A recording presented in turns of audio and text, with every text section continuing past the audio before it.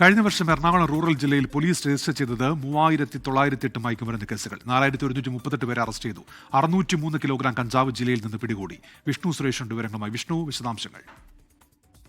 ഉമേഷ്, കഴിഞ്ഞ വർഷം എറണാകുളം റൂറൽ മേഖലയിൽ വ്യാപകമായി മയക്കുമരുന്ന് വേട്ട നടന്നു എന്നുള്ളതാണ് കണക്കുകൾ സൂചിപ്പിക്കുന്നത്. 3098 കേസുകളാണ് 908 കേസുകളാണ് രജിസ്റ്റർ ചെയ്തത്. 4138 പേരെ അറസ്റ്റ് ചെയ്തു.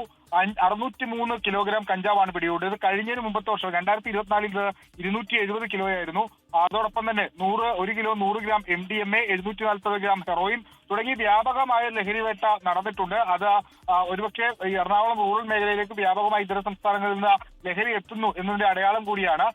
ഈ വർഷം ഇതുമായി ബന്ധപ്പെട്ട് തടയുന്നതുമായി ബന്ധപ്പെട്ട് വിവിധ പദ്ധതികൾ റൂറൽ പോലീസിന്റെ ഭാഗത്ത് ആവിഷ്കരിച്ചിട്ടുണ്ട്. ഉന്മേഷ്, വിഷ്ണു സുരേഷാണ് വിവരങ്ങൾ നൽകിയത്. ലോകത്തെവിടെയായാലും ഏത് സമയത്തും 24 വാർത്തകളും ഓഗ്മെന്റഡ് റിയാലിറ്റി പാക്കേജുകളും എക്സ്പ്ലെയിനറുകളും വിശദമായി കാണാൻ ഞങ്ങളുടെ യൂട്യൂബ് ചാനൽ നിങ്ങൾക്ക് സബ്സ്ക്രൈബ് ചെയ്യാം.